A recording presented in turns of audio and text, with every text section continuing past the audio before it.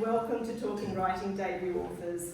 I'd like to start this event by acknowledging that we meet tonight on the unceded lands of the Wongal and Gadigal people of the Eora Nation and pay respects to their elders and storytellers, past, present and emerging. My name is Rowena Tuziak and I'm the Program Manager here at Writing New South Wales. Much to the confusion of friends and family, I am not a debut author, despite sitting in this panel this evening. However, I do write, I am a writer, I have a Master of Creative Writing and a completed manuscript ready to be sent out into the world as soon as I can be as brave as these wonderful people. I also am studying the Year of the Novel course here at Writing New South Wales with Emily Maguire, who is an eternal advocate for debut authors. But it is my pleasure to introduce you to the real debutantes of today, Hayley Scrivenor, Nick Bhasin, and Zaheda Ghani.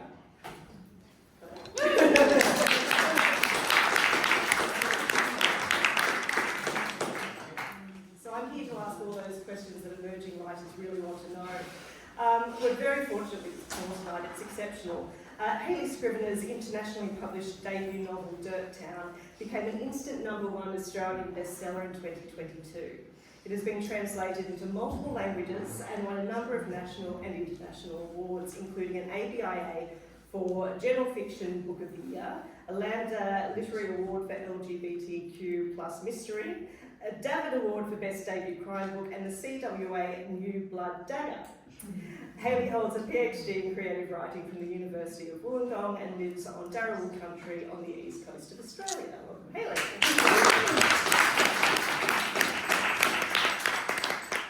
Nick Bhasin is a writer and editor based in Sydney, but originally from the US. His writing has appeared in a variety of publications, including the New York Times, The Guardian, the Sydney Morning Herald, The Age, Junkie and McSweeney's, and he appeared on the ABC Melbourne radio as a cultural attaché, which sounds very cool. He won the US, this is even cooler, he won the US music game show Name That Tune, and the satirical parenting blog Daddy's Little Miracle was selected to join the New York Times parenting section's blog roll. Whew. Nick is the managing editor of Junkie, and he also worked as an editor for 10 Daily, SBS, Foxtel Magazine, and OK Magazine. As his bio tells me, he has a tremendous speaking voice, and you will of course find that out shortly. He's also the author of I Look Forward to Hearing From You. Welcome.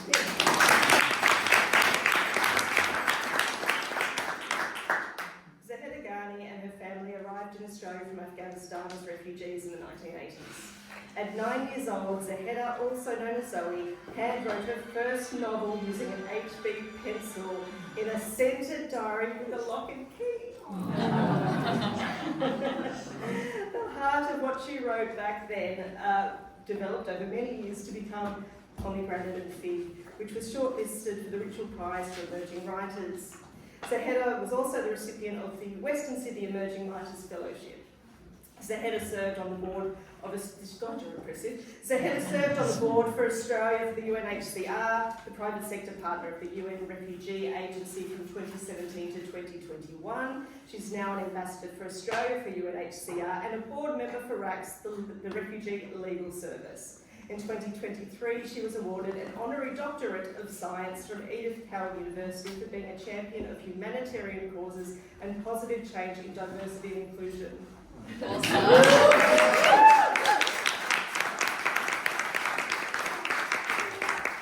an impressive lineup of speakers we have for you this evening. The conversation tonight will centre on the business of being a debut author. We'll discuss the expectations and the realities of first-time publication and how their lives and careers have changed or possibly not changed. But I'd like to start with the books themselves. So one thing that's often said, of course, of first debut novels, debut books, is they tend to be somewhat autobiographical.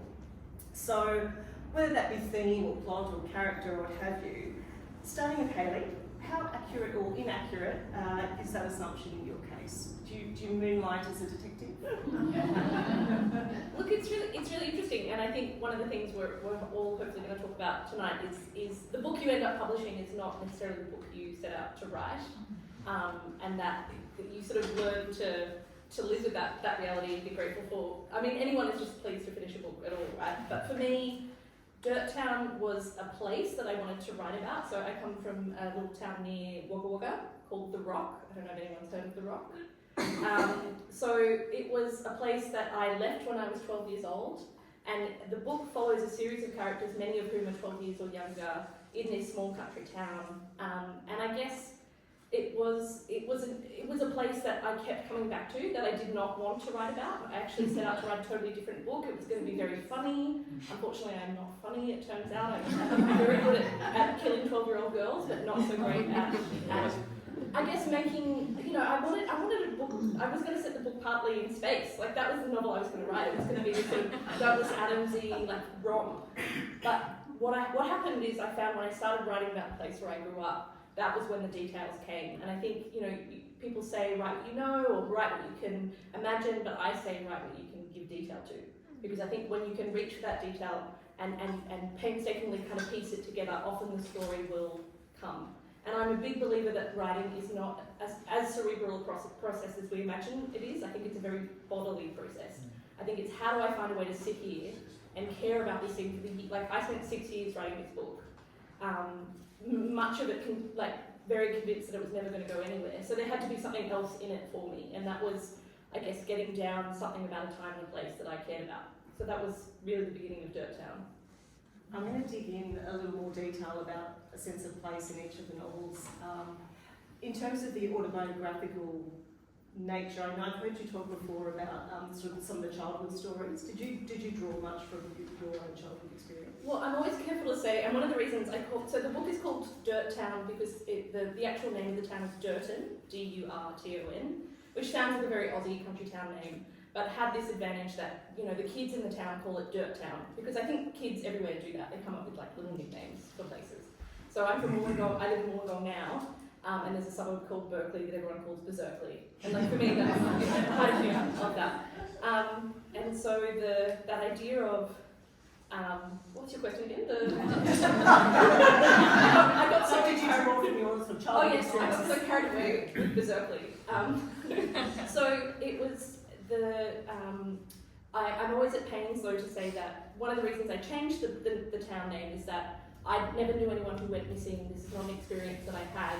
And I also didn't want to kind of, it's not the Rock's fault that I went on to have a lot of, issues and want to write about things. And it didn't seem fair to them to set a crime novel in a real place, right? So the stories, the real part is coming home from school, the detail of, really, really weak cordial. When you go to someone's house and that kid is like, would you like some cordial? And you say yes, and then they hand you a glass of something and you're like, you think this is cordial? And so that experience, all those really little vivid details, kind of having them as an anchor then gave me space to imagine quite I think what I love about crime and why I've landed in that space and why I think I'll keep writing in it is the stakes are life or death. So I think if you're a first-time writer, you do have to give yourself something or something that you can hold on to that you can begin with. Because so for me, I wanted to go to these very life or death places with my plot, and so setting it in a place I really knew really well.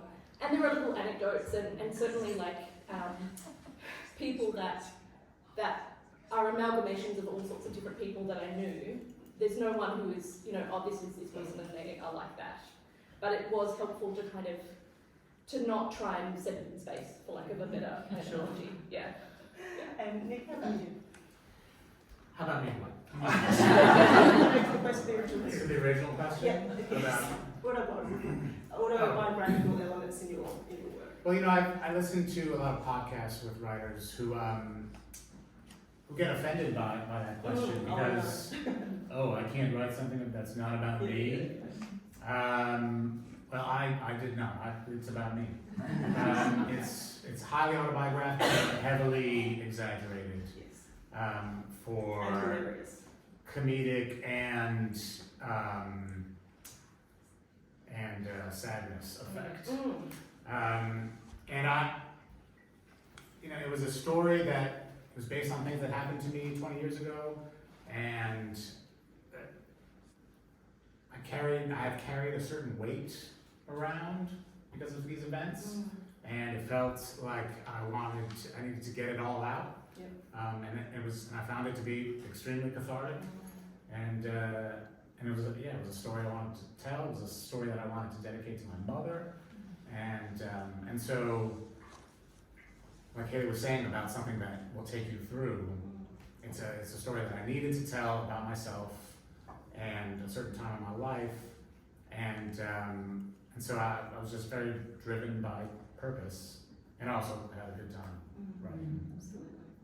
Zaheda?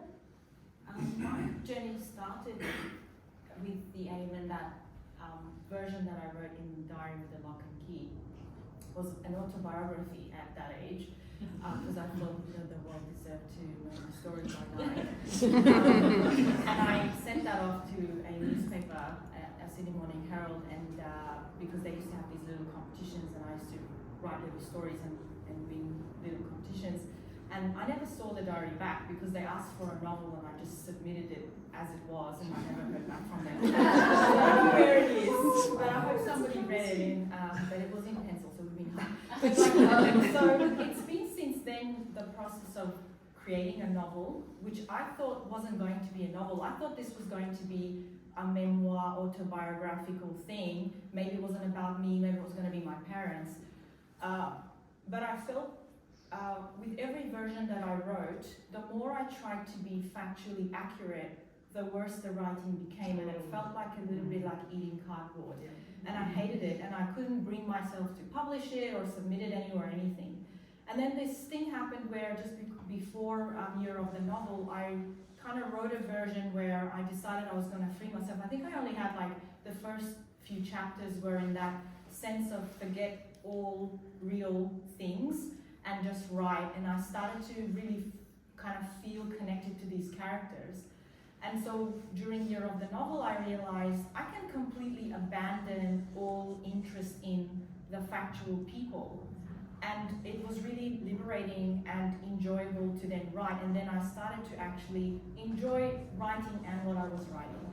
So what happened in the end is there is a personal element, because with the Russian invasion, the USSR invasion of Afghanistan, I was like 4 or 5 years old when my family fled, and then that we went to New Delhi, and then we came to Australia.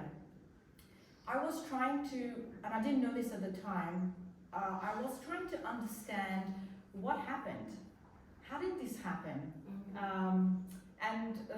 Why did this happen? And I was trying to process that myself. So I guess what's left in the story is the process I went through to understand. The backdrop and the historical events and the political figures, I tried to be as true. So world building was, the theme itself. And then upon that was this narrative of characters who I was just liked writing about and getting to know.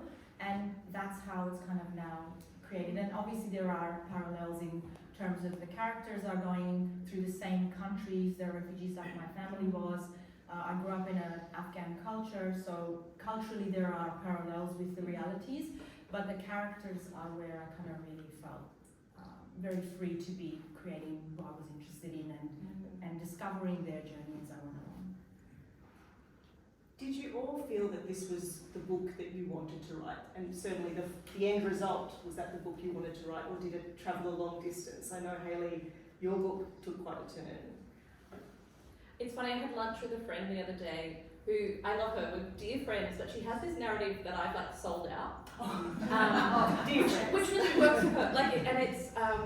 It's just this one thing that we disagree on. And I think the thing about fiction, and maybe it's because she's an essayist and she's a brilliant essayist and she's much smarter than I am, so maybe I have sold out and I just didn't realise. But for me, and I don't know if you both feel the same way, but with fiction, it is so much like, when you go to the optometrist and they're like, is it better like this or is it better like that? And the whole book was and I wrote over 300,000 words to become this book. To submit an 80,000 word manuscript to a range of publishers, and in the end Macmillan took it on. And then I had to write 20,000 words very quickly after writing all the, you'd think, God, surely I've written everything there is to write. No, there were cracks that had to be filled. But this feeling of writing towards a a feeling or an emotion or trying to get down the grains of how something felt, and not so much what happened, but some kind of emotional truth about something is what drove so much of the process. And then towards the end, you're just so buggered. Like you've tried to get down as much as you can about these characters, and then as you bring readers in, when you get to that publisher stage, there was just this feeling that we were clarifying a vision that I didn't know I had. It's how it felt for me. And so my friend who sort of says, well, any time you're deviating from like what you set out to do, you are selling out. It just, my experience of fiction is not like that. It's like you're throwing these things together. I think most good art says, what happens if we put this thing next to this thing and we think about it? And so that's the process of writing a novel, and the process of finishing the book was of someone going, hey, have you ever noticed like when you put these two things together, this happens? And so it became a crime book, not because I set out to write a crime book, but because I realised that's what the book wanted to be, was my experience of it. And Nick, you're obviously an incredibly experienced writer before you came to writing this book. Absolutely.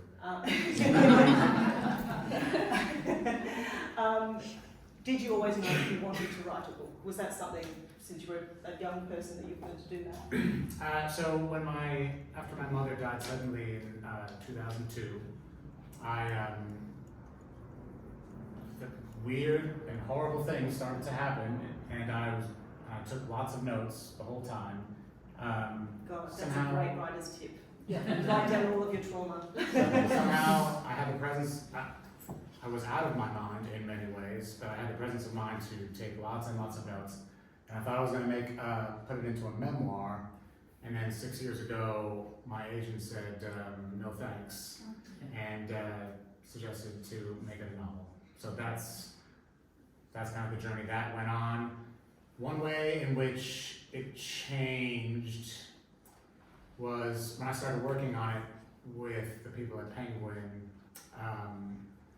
They embraced the absurdity and the comedy of it, and they helped make it more absurd. Well, they helped make the absurdity make more sense, if that makes sense. And to pepper through more absurdity and develop the absurd conceits, and so that was surprising, because I thought they'd want to, let's tone that stuff down, but no, and so that was a little surprising, but overall I would say this is what I imagined. Yeah. Zaheda, your book has this lovely, lyrical, beautiful sense of place, and actually all your books have a beautiful sense of place. I'd love to know how each of you approached that. And Zaheda, we'll start with you. Sure. I think for me the voice and the place were connected, and it was a bit like, when you have a dream and then the next day you try to describe to someone the dream, and as you're describing the dream, you're kind of trying to find the words that click into the thing, the image in your head. So because I wasn't there personally, I had to kind of do world building, because I was discovering that time, it's based between the 70s and 60s to 70s world in Afghanistan, so it was pre-war and post-war. And so a lot of research went into understanding what life was like, and that included things like watching political figures speaking on historic YouTube videos, looking at photo archives, reading blogs of accounts, and obviously interviewing the heck out of my parents and anyone else that was Afghan that would have been alive during that time. So, place there was this kind of like element of factual place, and then in my head there was the romantic notion of that place, which is that dream thing. So when I found the voice, it kind of clicked with the place, and that's where that dreaminess comes from, is because I tried every other voice, and that's the cardboard was there with me. And then when the voice clicked, then suddenly space, I wasn't describing to you the physical notion of place, I was describing to you the romantic notion of that place as the backdrop for the characters, and that's when it felt like that's the right thing. It feels right, that's where I really want to go. And Nick, how about LA and capturing that sense of place? How did you go about that? Well, I lived there for 2 years, coincidentally, the 2 years that the book takes place in. And I'm just fascinated by LA, and because people hate it so much, and but lots of very talented and very conventionally attractive people flock there. That's like a gesture to yourself. I'm not I'm going to not taking that away from you. sugarcoat it. Yeah. I'm well put together. That's not me saying. It's the culture. But there's a, so it's a, I think it's a beautiful place, especially when it's not smoggy,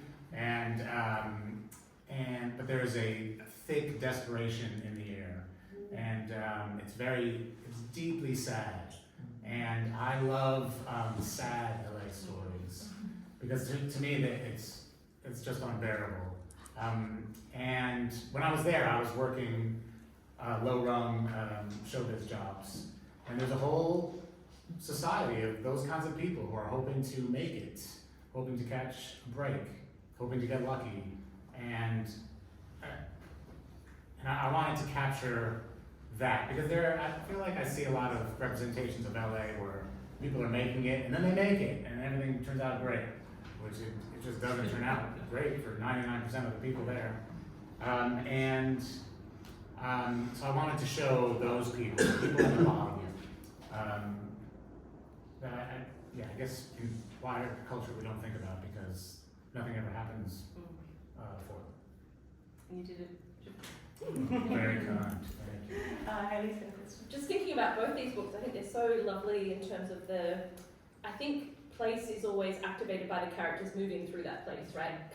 Place is never neutral. Place is what it brings out in the characters, but also what it kind of makes possible for them, or what, and I think you both, I think about objects in place. So I think about your LA is like an LA of like those depressing catering muffin, it's like depressing catering, and those objects that are kind of like associated with that. And I think of all the beautiful, in Pomegranate and Fig, this sense of grounded domesticity and all the objects that make a life and that people share and entertain with and kind of share with each other. And so for me, my book is set in 2001 when one of the main characters, Ronnie, short for Veronica, is 12. And so her world, which is how I entered the story, she was the character I'm closest to. She's 12 in 2001, I was 12 in 2001. So her place is one of Buffalo Bills and Tarzos and and it was, again, coming back to this, when you start a book, it's useful to kind of, I think sometimes it can feel very boring to write about a place you know well, and but the beauty of not having to research or of having these details to hand is that when I sat there and thought seriously about the things that I noticed as a 12-year-old, that was like one layer I was able to get down, and then I thought, well, if I was a boy, what would I notice? And then there's older characters as well. And I have 5 points of view in Dirttown, which I do not recommend. And one of them is a disembodied collective of school children that act as a Greek chorus. Not a good idea. But the joy of each of those was finding the ways in which the place is different for each of those characters. And but it helped that I started by knowing the physical place really well. So the layout of the town is the layout of my town, and Ronnie's house is my house, and you could. And then, but there was one horrible point where you're going through the kind of copy edit, and you're like, you realise you've got the same house like on two different sides of the train station, and that's bad. Like that's not going to work. Didn't quite. I was counting. I'm not very geographically blessed in terms of my. So my other advice is like make a map, like as you set places, and as this is one of the really practical tips, like just decide where things are in relation to each other, because that can be really, really helpful. But yeah. Hayley, this is probably an opportunity to start a reading if you don't mind. Oh, sure. So we'll hear from each of our. I should act like surprised and coy, and like I haven't been holding a copy of my book the whole time. Chapter 1, Tuesday, 4 December 2001. We were waiting for things to converge. It was still dark. Even if the sun had been up, we would not have needed to look around us. It was the same dirt, lazily punctuated here and there by dry grass, the same rust-ringed cement water trough close to the fence line, the same white cypress pines that dotted our own family's properties, a landscape as familiar to us as the backs of our own eyelids. And we knew we'd found the spot again by the smell. It pushed its way into our nose and throat like a rod of twisted tissue ran so far it hurt. It was the smell of dead lambs left to rot in the sun. The stitches in the man's arm tugged as he turned the steering wheel of his ute. From his vantage point in the driver's seat, the main house was just a smudge in the distance. The sun was coming up now. He was checking the fences after his time away from the farm. If he'd driven just a metre closer to the fence line, a metre was nothing on a property like his, he never would have found it. But the ute's cab tipped slightly as he drove over soft ground. The man stood in the space created by the open front door of the vehicle, and the smell hit him the same way it had hit us. He walked around the car and plucked a shovel from the tray. Us kids saw and heard it all. The man's laboured breathing was interrupted only by the occasional shink of the shovel in soil. We watched his face as he winced in pain. We took note of the angle of his shoulders as the blade hit something that did not give, something that was not dirt or a root. We saw him crouch to scoop away earth with one hand, running his fingers along shiny black plastic. It was 4 days since anyone, including us, had seen NSW. The sun was properly up now. Sweat dripped into his eyes, trickled down his spine. We saw him blink. He stood back, used the shovel to sweep dirt from the edge of the hole. There were only 5 or 6 inches of earth on top of the package, which seemed to be much longer than it was wide. The plastic was slippery in his hands. The man yanked with his good arm. The earth gave the parcel up and he fell back, his leg bending awkwardly beneath him. He scrambled away, his stitches pulling, pain unfurling like a flower. He stood and looked towards the distant house before stepping forward. The man unwrapped the plastic, ignoring the pain in his arm, retching at the smell. When the parcel's contents came into view, the man turned away, hand held to his mouth. What does it all mean?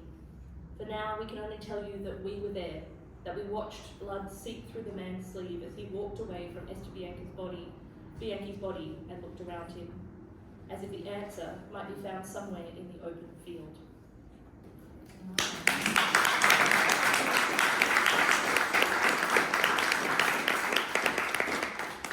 Wonderful, thank you, Hayley. And Nick, we might move straight on to you if you're ready. Yes. So I don't know how long it takes to read.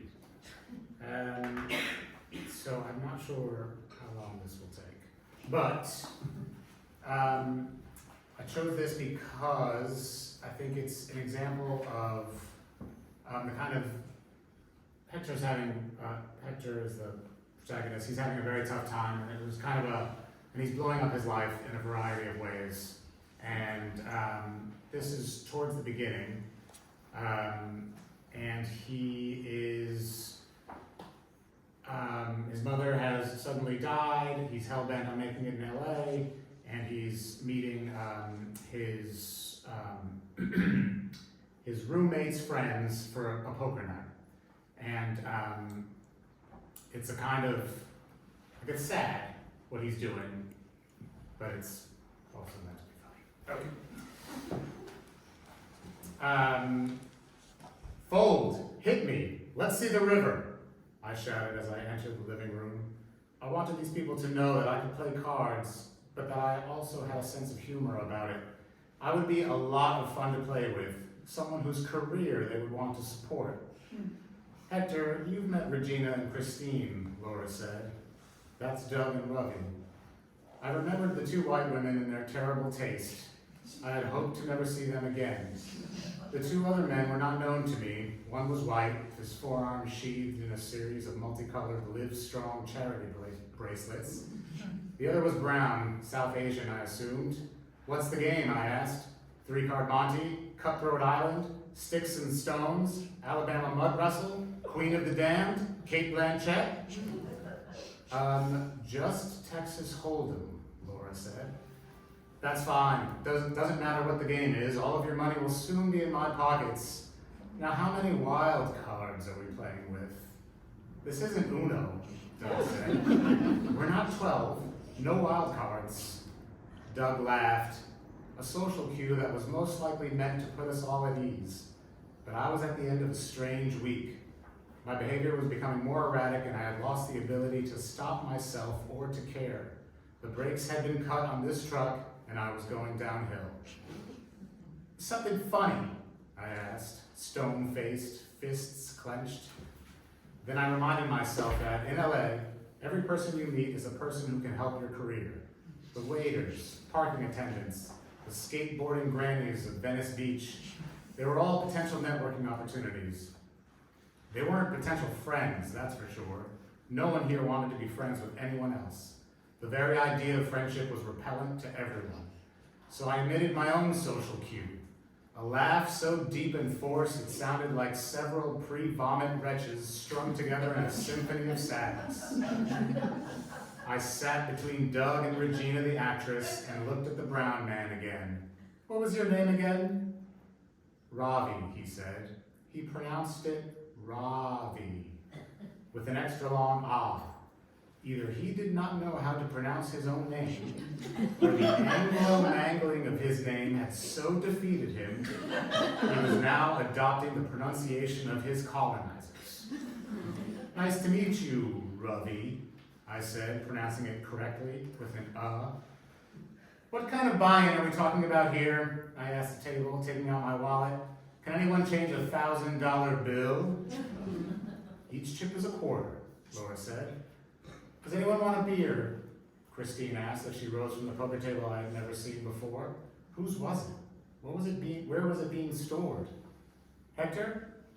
I realized it had been a month since I started taking the Paxil. I was now allowed to drink. Yes, please, I've forgotten your name. Yes, please, thank you. I've forgotten your name. Christine. Thank you, Christine.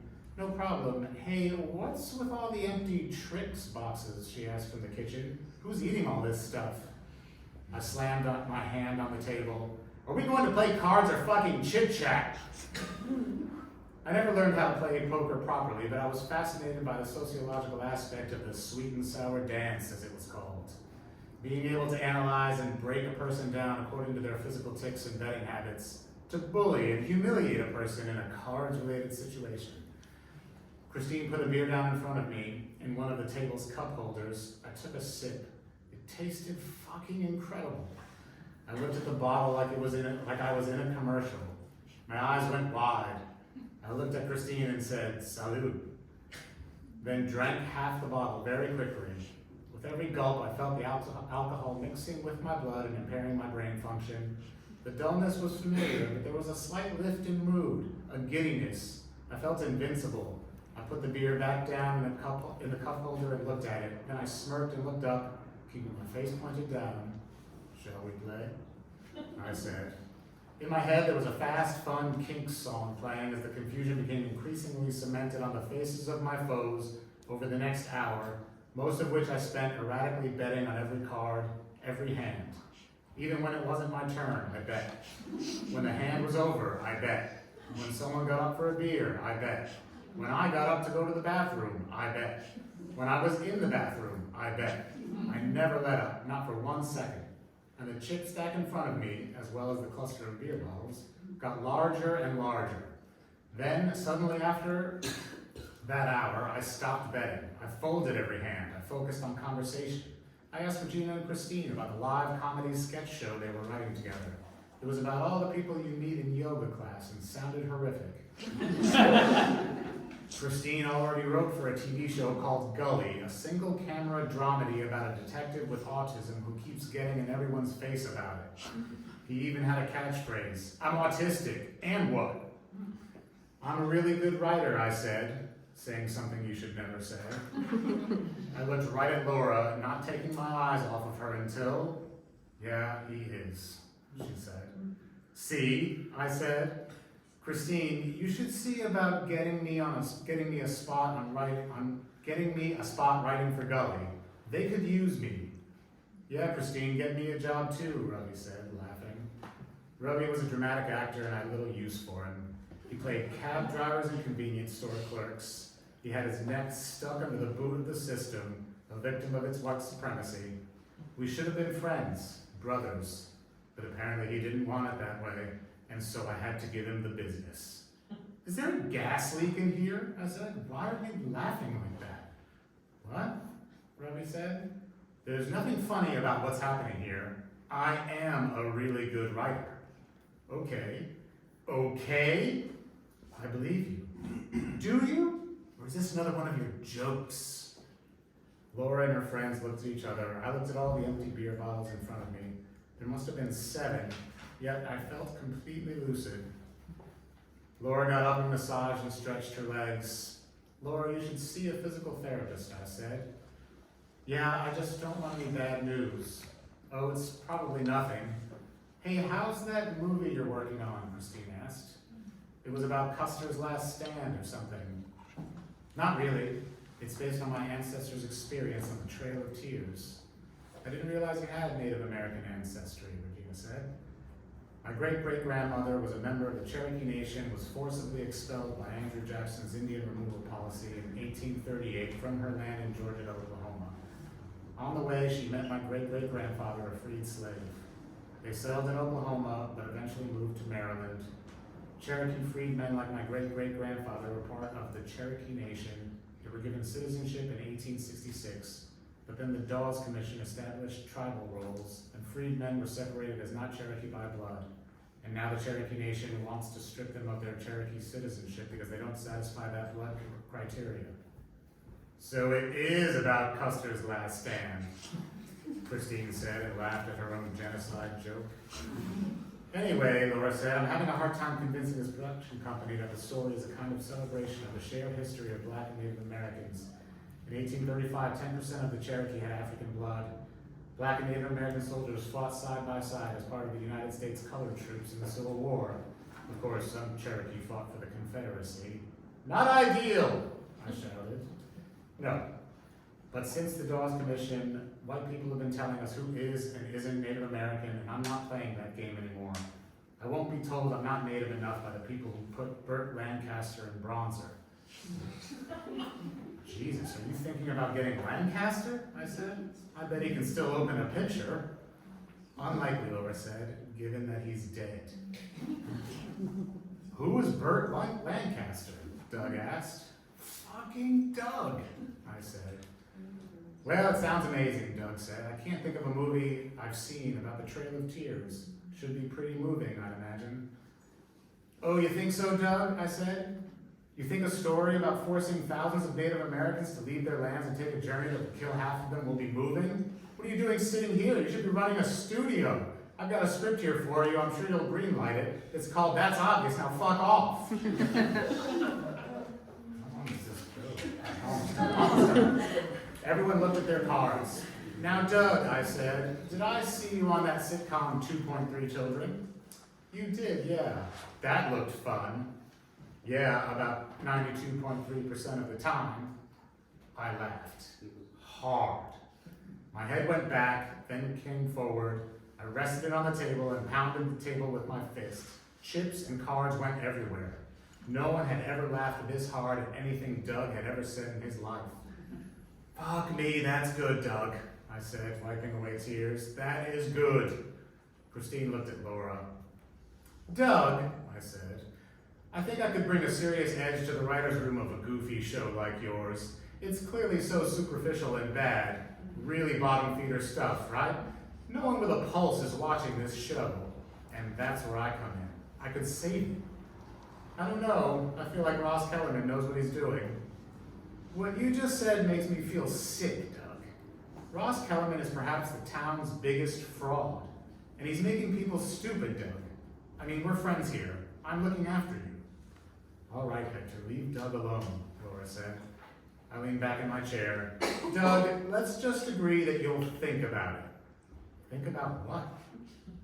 That's when I fell backwards. My legs flailed and kicked the table over. Chips and beer and cards went everywhere. Dollar bills I had been balling up and throwing at people. I laid on the floor, preparing myself to feel the humiliation, but it never came.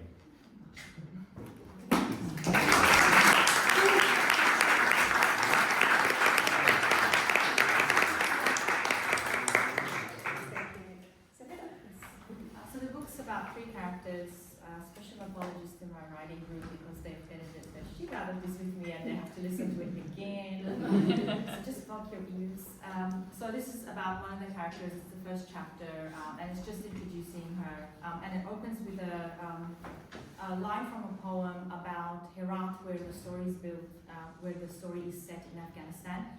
And it's by Jalaluddin Barqi, who you might know as Rumi, who was an Afghan 13th century writer. So it opens with her quote, with a quote from him. And the chapter is called Hena, which is one of the characters, as I mentioned. If anyone asks thee, which is the pleasantest of cities, thou mayest answer him aright that it is Herat. For the world is like the sea, and the province of Khorasan like a pearl oyster therein, the city of Herat being as the pearl in the middle of the oyster. The youngest daughter of Hoja and Koko is so delicate that the 120-day winds of Herat could blow her away. Her bones are made from porcelain, rigid and fine. A diaphanous girl in cotton dress and pantaloons, she's lifted high above Herat to the height of the ancient minarets of Queen Gavashot and carried to a far corner of the world. As she floats, her hair twists and wraps itself around her white face, enfolding the arch of her long slim nose and the glass lids of her large closed eyes. Family and friends tell her lovingly that she is too sickly, too thin. She's not beautiful by the standards of the time, which prefer curves and flesh. Her 2 rose-cheeked, curvaceous elder sisters, Nargis and Roya, are considered beauties by all. But they become jealous because their beauty doesn't seem to be enough, because she receives so much more attention. They do the chores around the large house, they study through the night for exams. Henna studies alongside them. She stays awake all night to feed her brain, to replace her lack of beauty with an abundance of knowledge. She must study even harder, given her mind seems never to settle long enough on one idea. It doesn't retain the biology, the maths, the chemistry. It retains the poetry and prose, but even that for only a short while. Every good mark she gets is the result of twice as much study as her sisters do. This morning, she's wrapped in layers of woolens, proud and blue with cold. Her thin waist threatens to break as she lifts her heavy school bag onto her shoulder. Like most days, her elder sister Nargis will carry it for her through the 45-minute walk to school. This evening, the strain over her study of several days and nights dissolves into a fever that lasts a fortnight. She takes medicine to alleviate the fever, but it cannot settle her anxious mind. She wishes for her life to be uprooted and scattered by the rush of the 120-day winds. She doesn't know how real this wish will later become, this uprooting, brought not by nature's fury, but by the ferocity of war.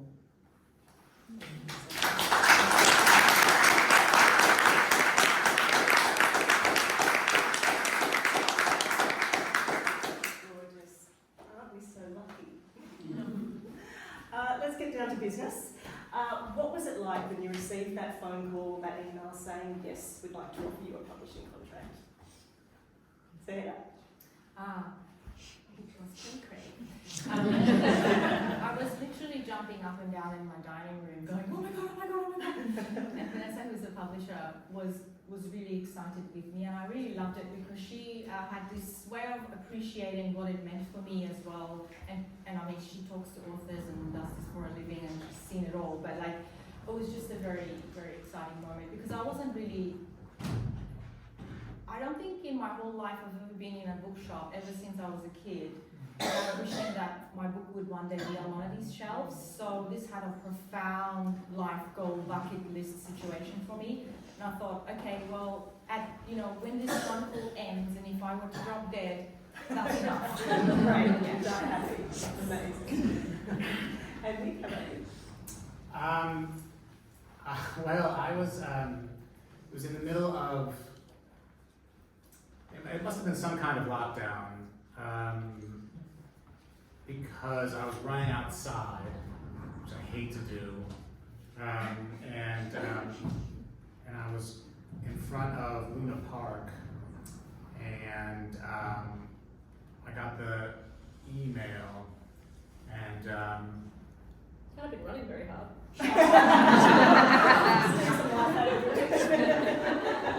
Stop for a breather. listen, I'm not a fast runner. Slow and steady. Yeah.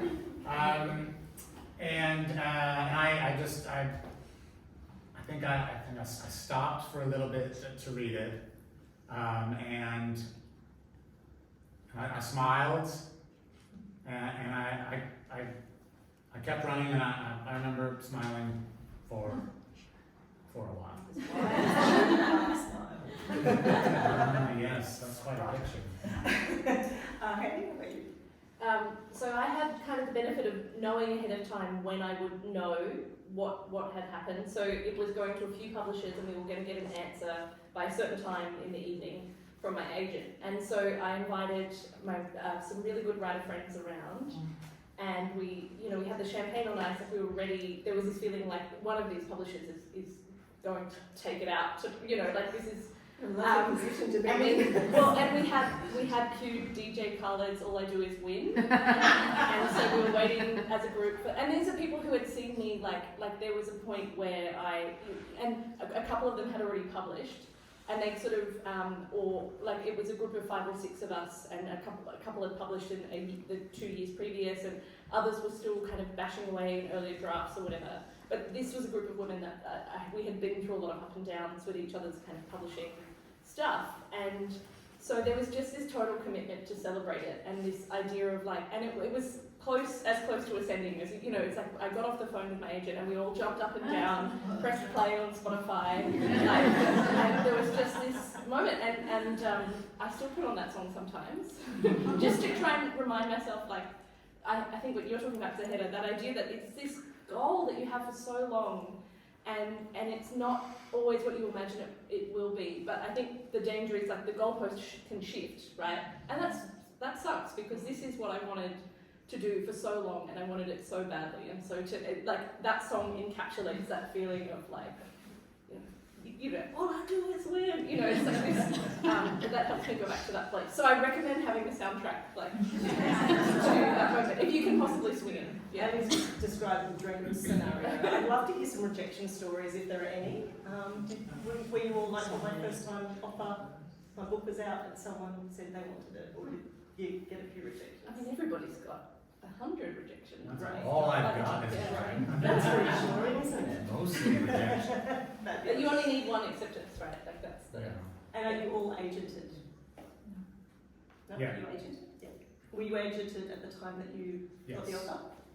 Okay. And trying to get an agent was the time of really big rejection for me. Right. I was lucky that I sort of came in at a time when my book seemed to make sense to people. They were like, oh yeah, Jane Harper's a thing, sure. There's room for one more. So there was, not to be pat, but I owe her a lot, and whenever I see her, I try to buy her a drink, because it's like, thank you, Jane, you're not worthy. And so, but the trying to get an agent was the really difficult thing. And there was a point, I remember, I actually reached out to a lot of overseas agents at one point, and it was all going great, everyone wanted to see the full, and then there was 1 week where I just got 20 rejections all at once. And I remember sitting on my couch and my partner going, do you think you'll ever be happy again? Because I'm normally pretty upbeat, but I had just never been so defeated, And there are various other points where you just go, okay, I can't do this anymore. And I think what makes you a writer is you try not to do it. Okay. I can not do it for a while, and then my whole personality breaks down. Worse than what it already is. So. What was the editing process like once you'd already signed the contract, so working with the publisher? I found the editing process really enjoyable, because I felt like the partnership with the editor was almost like that, refining what I really, helping me to get to the version that I would be more happy with. Because I found that they were almost like sharpening the pencil with me, and they were really respectful of, there were suggestions about some things, little things like putting quote marks around speech, And I was really anti that. I was like, no, that kind of somehow doesn't work, because I've always imagined the voice was someone talking or telling a story. And so they were very respectful of that boundaries of what I really needed in how it looked visually, but also the voice, and I broke some rules around sentences and all these kind of stuff. But so I felt like they really partnered closely to help sharpen and get through what I wanted to say, while being really understanding of how I wanted that to happen as well. Nick, you may or may not want to be honest. I know your publisher's in the room tonight. How about you? Well, I have to say, so far, I think in terms of work and my personal experience with publishing the book, the absolute best part was working with the publisher. There was an unbelievable amount of care and understanding that went into going back and forth on edits. For the first time, I mean, it's a weird book. You know, it's a weird protagonist, and there's a lot of jokes, and it's really sad, and these people got it, and that was just incredibly satisfying and moving at times, that they understood and they could make it. They were going to help make it better, and there was so many hours spent going back and forth with notes, and the amount of attention to detail that the copy editor and the editor paid to the work. I was just astounded. I thought that was just amazing. And Hayley, same question. Yeah, it's a complete privilege to be edited. Yes. And I think for a long time I realised, like, I don't even know if my goal is to be published. I think my goal is to have someone take my work this seriously. And being a writer who continues to try and publish seems to be the best way to keep having these interactions with editors, because It's a great feeling. It's tremendous. And end to end, from signing the contract to sitting your books on shelves, how long did that process take? Oh, that took ages. I think it was like a year and a half, 2 years or something. I think, that was a while. One thing, you mentioned, Hayley, about geography. I'm the same as you with numbers. I've had a character pregnant for about 18 months. So there were like dates of birth and ages and like pregnancies and things, and I had to create a spreadsheet with scenes, year, that state of whatever the character was in. Oh, and what the historic event was happening at the time, and then what I had written, and try to like match it all up, because I had all those, and you talked about attention to detail. It was like, you can't have this character, obviously. Yeah, I have. Thank God for editing. The editor came up with a spreadsheet where this monkey appears here, here, and here, but not here for some reason. Feels like this is a good spot. We haven't heard from the monkey at all. It's just, and all of that kind of stuff is just amazing. Okay, so I'm about to break some hearts, so get ready. Findings of the 2022 National Survey of Australian Book Authors state that the average income derived from practicing as an author is $18,200. So my next question is, do you have a day job? How do you make ends meet and still have time for your creative practice? Sure. My day job is in technology, so I work in tech. I work for Atlassian, a software company. So that pays the bills. And then before work, I write. So I wrote this novel in 30-minute increments before work every morning, 5 days a week. So that's how I kind of balance both of them. Okay. So I was, it took me 6 years to write this book, and I was employed full-time as a journalist for most of that time. The website I was working for shut down during the pandemic, and soon after I won a whole bunch of money on a game show. So I didn't work for 3 years, which was amazing. But now And you're not the only writer who's done, you know, Mark Brandy did the same thing. He went on Who Wants to Be a Millionaire, or, no, what's the briefcase one? Deal or No Deal or No Deal. I think he won money on Deal or No Deal. So it's clearly like just the way get it good at goes. things. On a game show. Yeah, that 3 years was just amazing. But now I am the managing editor of a youth-oriented website called Junkie.com. Fabulous. Yeah, it's that thing of I did an event and someone came up to me and they're like, look, how am I going to make it work as a writer? I'm like, do you have to write? And they're like, well, I've been trying to, but I don't know if I want to. I'm like, you don't have to. Like, be free. There's still time for you. And I think anyone who wants to be a writer in Australia has to grapple with that, with the reality that you have to find a way that it gives you what you need without it giving you everything that you need. Like the thing that it, you know, and I'm really lucky, and I don't know how long it will last, that I'm writing full time and I'm on contract for my next book. Part of that is that it's sold overseas and there's been various translations, which has been really helpful in buying me time. But I know that's a temporary kind of thing, you know. And I think the best gift you can give your writing is not to make it support you, to make it something that you do, not because you're not professional about it, or not because you're not good at it, but because you recognise that what it has to give you is not fame and riches, but is something better than that, or something that only it can give you. So in the lead up to and in the wake of the release of your debuts, was there an expectation from your publisher that you stop what you're doing, your work, your personal commitments, and just focus on promoting your book? How did you navigate that period, right before and right after the release? I worked with a publicist from the publisher itself, and they worked around my schedule, so I didn't feel any pressure to kind of quit my day job. It was super balanced. Yeah. That might not be everyone's experience. Just as I was going into the final edits for Dirt Town, my mum was diagnosed with pretty full-on cancer. She's fine now, but I quit all the other work that I was doing, so I was mainly teaching at a university campus, and so the nature of casual work is, I kind of had that decision to make of trying to struggle to find my way kind of back in, or to take that the rest of the year that would include when the book kind of came out.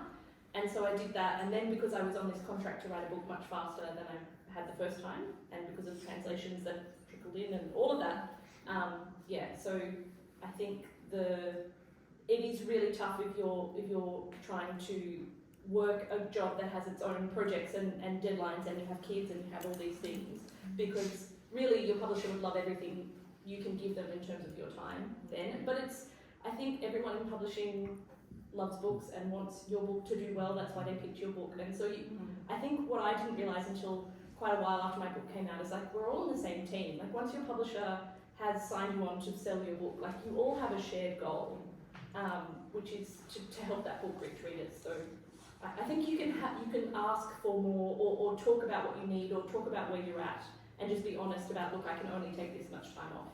And I think that's, the honesty is always good, as is politeness, and kind of, yeah. Yeah, I think as long as there's honesty and politeness, I feel like, well, at least I had a very easy experience. Just, I also wasn't working for a while there, so it was easy to be available for whatever. But yeah, I've had a similar thing. Everybody's on the same team. Everyone's doing whatever they can.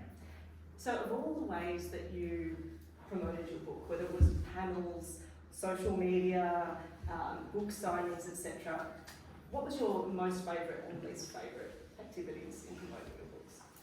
I hate radio interviews, and I hate anything that I have to have a live phone call, because I just don't like talking to people on the phone. But I love coming to something like this. Like, I love being in a room with people and knowing, like, we're all book nerds, it's a safe space, it's all fine. So those are the two. But, and the number of people who are like, yep, we'll call you at 7 a.m. So I had to be back up at 6:30 to, like, have enough liquid to be able to talk. And then they just would not call me. They're like, oh, sorry. We interviewed, like, the school mascot instead, or something like that. You got one. So radio. But I've had some lovely radio interviews. When they're bad, they're really bad.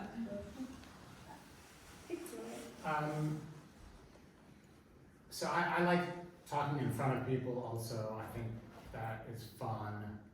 I don't mind the radio that much, as long as there's a good rapport with the person. We need a good vibe, good back and forth. The worst is, and you know, it depends on how people are oriented. Social media is difficult for me because there is a part of me that deeply craves acceptance and popularity on social media. And you know, it took me a while to get over the please like me of every post, and then trying to promote the book, it's please like me amplified, and the only way I know how to do it is to undercut that with a weird joke that upsets people, not in an offensive way or anything, but just in a way that people just don't get, or they're scrolling through, they're thinking, what is that? Who cares? Next. And imagining that whole thing is the least fun for me. I agree with Hayley. It's hard to. I don't like talking on the phone, so those interviews were the hardest ones. I think for me, it's less about the format, though. It's more about the topics. So there's times when I would be on a panel or it'd be an interview, and just because I'm an Afghan who wrote a novel, and it happens to be a refugee story because it is important to me, I end up being the kind of representative of all Afghans who want to write, or all Afghans in the world, and so that. For me, it's been more about navigating the topics I do want to talk about in forums like this, where I get so much from meeting other writers and other authors, and it's kind of like it's my people. And, but then there's those other scenarios where I kind of have to think, well, do I really want to be? Am I an expert in this thing? And am I qualified, or is there someone better? And I usually try to kind of manage the topics more than the channels. Yeah. Did you read your reviews when they first came out? Depends which ones. It Like, sounds terrifying. I don't read reader reviews, but I read the kind of the newspaper, like the Zaheda Ghani or whatever. I read those. My publisher was sending them to me as well, so not avoiding her emails. But reader reviews, I'm horrified. So I never read. I've heard bad things about Goodreads. I physically blocked Goodreads. So if I try and go to goodreads.com, a screen comes up and goes, and that is how I've had to manage it. Because you can read 100 good reviews and you read one that's like, meh, and you're sitting there and you're trying to write and you just hear, meh. And so, yeah, I think it's for readers. I think a lot of those, you know, and you have no business being there. And for me, I had to get a technology that actually made it impossible for me to access. Yeah, same. Avoid Goodreads. I read all the other reviews. There was one review that was full of lots of praise, but also some criticisms. Oh, okay. Imagine. And it was unbelievably painful at first. I sat with it for a little while, and you know, it's somebody's opinion, and it's not, you know, your book is not for everybody.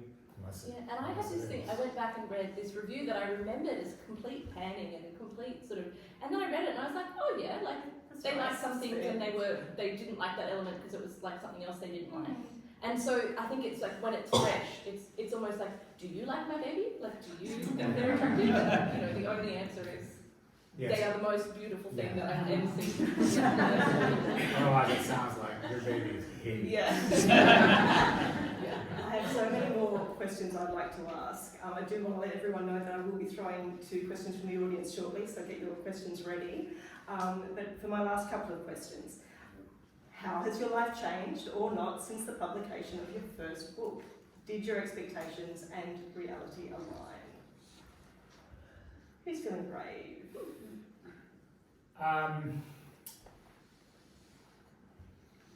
I don't think life has changed that much. I mean, I'm also, you know, I've long ago abandoned partially because of the experience I had living in LA, abandoned the idea that you were going to work on this one big thing that is going to change your life.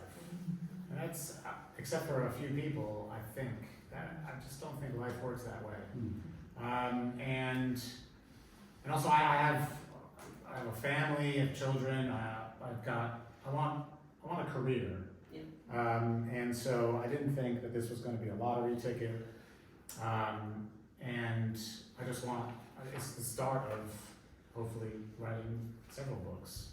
And so, I still have to work a job, and I still have to still deal with my kids. And, wonderful, delightful. So yeah. And Zaheda? No, I don't think it's changed externally. I think it's more an internal kind of like, did something I wanted to do. Yeah. I think the biggest realization I had in the process was that, wanting to publish the book wasn't the same as people reading it. And it was quite scary that I had wanted to write a book and get it published and be on a bookshelf, but I didn't necessarily want people to read it. That's probably like a realization that came in the process. But so not really externally. I wasn't expecting anything dramatic. It's just more a very deeply personal thing of, yes, I did it. Now I'm working on the second one. It feels very different, but it's just a personal process.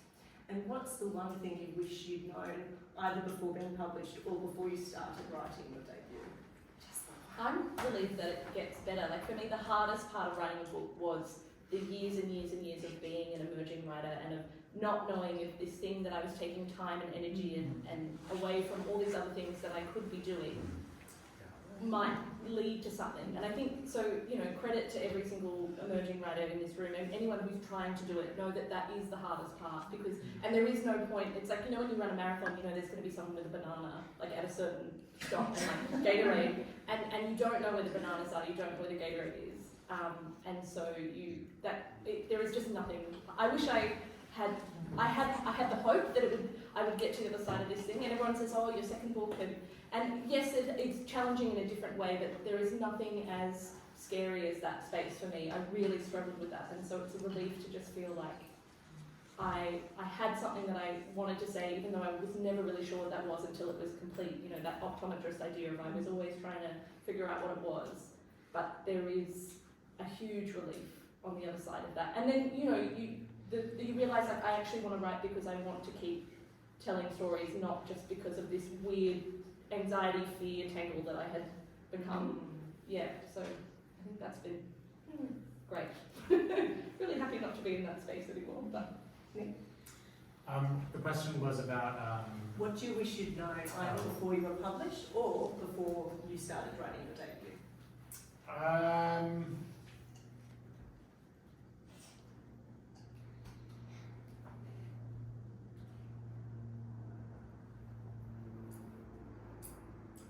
You can absolutely think about it. It's a big question. There's probably a whole lot of things. What about you, Zaheda? I don't know, actually. It's a hard question because I think there was this lack of visibility in what actually happens as part of the publishing process, which creates a bit of the anxiety you talked about. I think where I relate to what you said, Hayley, is that feeling of I'm writing, but is it worthy of anything? And pushing to the confidence, like Year of Novel really helped me understand if this had legs, because everybody was like, oh, you should submit to competitions and that stuff. So that was part of it. But then there's kind of like, when the publishing decision happens, there was no visibility on what that process is like. Where are my boundaries? How do I negotiate a contract? Like the mechanics of that process were completely a black box that, if we're doing it the second time, we kind of have an idea around what's going to come up. Yeah. I should say we do have a lot of resources on our website if you would like some of that inside track. Also, we have a series called First Friday, which is available on our YouTube channel, where we have conversations with industry insiders that can give you some of that intel as well as events like this evening. And Nick, did you have something? So I wish that I had been, as soon as I decided to write a book, I started to read a lot and listen to a lot of podcasts about by people who write books and read a lot of books, and I wish I had known. And so there's a certain aura around having a book published, and people are extremely congratulatory, and it is a big accomplishment, and that takes a lot of hard work. It's years and years of work. But there was this sense that I guess that somehow the achievement and that publication day there was a grandiosity to it that it confused me because I wasn't expecting it, but there is so much built around the idea, and I thought, was publication day, where are the flowers? And as it turns out, it takes people time to read books, and it just doesn't. You haven't arrived. It doesn't happen unless, I guess, you're Stephen King or whatever, and he's already got the movie rights sold. Do you think he's getting flowers?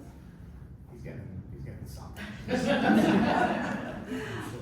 I'd like to throw to the audience for questions now. Try and keep your questions succinct and in the form of questions rather than statements, please. Thank you. Hello, thank you for sharing your experiences. With your second novels, was there pressure on you from the publishers to write something in the same genre or a sequel, or did you get to write that space novel? So, okay. Well, I had a 2-book deal for my second book, and so I agreed contractually to say, look, I'm going to give you something that will sit kind of in the same part of the bookstore. But that was something that I was very, and maybe this is again why my friend thinks I sold out, but for me I was like, I want to do this again. It's a very different book in a lot of ways. It's not a police procedural, it's much more an interior kind of psychological drama, thriller type thing. And it's a story that I want to tell because I think, again, it comes back to there are so many vagaries in the process that if you're not going into a place that you need to understand and explore, and you're not in, if you're not invested in what you're writing, there are so many things that can go wrong that, like, you should at least make sure that there's something in it for you. So my publisher could walk away, they could be not happy with what I delivered, it might not be crimey enough for them, but it'll be a book that I have skin in the game for, if that makes sense. So, and Zaheda and Nick, are you working on a second? Yeah, I am. I don't have any guidance. It's kind of like just write whatever you need to write and just send it in. So but it's not a book deal in that I don't have a time frame and I haven't pre-sold anything. It's just an invitation to send the next one for them. So this book is the first one is a satirical. What would you call it? Oh my God, I'm forgetting the literary term now. is it a tragicomedy? Yes, it's when one person is going through life and there's a series of. Roman? Yes, but there's something else. And it's a series of blunders. Oh, Jesus. are we embarrassed? Yes, but. Is it on the book? Is it on the copy? No. It's on emails. Anyway, but I'm working on something very different, which I'm going to be presenting to the publisher soon. And it's a satirical horror comedy. So it's a departure, and it's set here, not in America. And so I'm about to find out. Awesome. Yeah. Any other questions from the audience? Yes. Thank you. Also, by the way, you are very funny. I guess on the topic of second books, I was curious, do you find that there's more of a deadline because they expect some kind of turnout in, say 2 years or 3 years versus maybe like the lifetime that you had to kind of like think about your first novel? I can speak to crime. In crime, I went in and I was lucky that I had a friend who published a couple of years ahead of me, not into crime but into YA actually. And so she had spent years crafting this completely gorgeous book that she given everything to, and then it's like, yeah, you have another one in a year, right? And so I'd seen her try to do that and go through that, and realizing like what everybody wants is a good book. And I think about it, you know, like Star Trek, right? There's like the captain of the ship, and then there's Scotty in the engine room, and you are Scotty in the engine room. Like if you say that, look, it will be better and it will go further if you give me more time, then most publishers are willing to kind of, but it's up to you to kind of figure out how you work and know what you need. For me, I'm a slow writer, I'm not a plotter, so there's a lot of, like I said, I wrote 300,000 words for Dirt Town, and I haven't written quite that much and thrown away quite that much with book 2, but I'm on a similar trajectory, and I had a good sense that it would be better, you know, so I'm like, I can't give you a book a year, I'm not interested in doing that, it would be a bad book, the ship would blow up, like, and so, and I, yeah, was really lucky that I had friends in the industry, again, coming back to that idea of, you have, not, I don't want to think of it as a power play or like that, but you have power or agency, or like, you are a very important part of the publishing equation when you are a writer. If you've written this thing and you're giving it your all, you will be factored in, and you can feel comfortable to speak about that, as long as you're polite and professional. Unless anyone else wants to speak to that, I might move on to the next question. Cherry, you happy? Yep. Yeah. Yes. Do you have any tips for like character development of like a book or multiple books? Great question. Any Was tips? that, like in a series? Yes, or just So they haven't written a series, but they could talk about character development. Any tips? For each character in the book, especially the main characters, I plot out. I have a cheat sheet where that asks you a whole bunch of questions, like what do they want, and then it helps you map out their emotional journey in terms of what they want internally and what they want externally. So there's a lot of that kind of thing. So what a character wants is a huge deal, and it's what a story, most stories, right? Most stories, but what most stories are based on, what a character wants. So I work on that a lot before I start writing. Okay, we might move on to the next question. I saw a hand up somewhere there. Yeah, at the back. How has your writing process changed, if at all, since you've done the first book and now you're moving towards the next one? Did anyone want to take that? I hired somebody to do it. AI? Yeah. Or, yeah. Kindness. I've realised, like, kindness is a question of craft. If I can treat myself better than I treated myself while writing my first book, the writing is better because I come at it from a place of not beating myself up, but instead trying to see where things might go. What do you beat yourself up about? Oh, you stupid idiot. Oh, you think that's an interesting metaphor? I think we've got time for one more quick question. Yeah. Beautiful. Mine's probably targeted a bit for you, Nick, but do you have any tips for carrying the weight of writing for a purpose and a dedication? Obviously, yours being your mum. And cheeky second question is, any tips for exploring challenging but deeply sad topics with humour? Good question. That those words went by so quickly. I wrote them down, so I didn't get them wrong. What was it again? So I was trying to slip two in So one was about a dedication. How do you carry the weight of writing for a purpose and for a dedication? And then how do you explore those challenging and deeply sad topics with humour? So it's difficult to write when, well, it was for me when I had, it was a heavy emotional weight that I was carrying, and it was all, and there are parts in the book that are extremely exaggerated and parts that are very true to life. And those parts were very painful to write. They're still painful to read and difficult to get through. But I pulled myself together for those moments, and I used a lot of that emotional energy to propel me through writing scenes. And I think it helps the book because there can be a whole bunch of absurd stuff happening and a bunch of jokes, and then there's this really intense emotional stuff. I think it grounds it and gives it a certain kind of authenticity.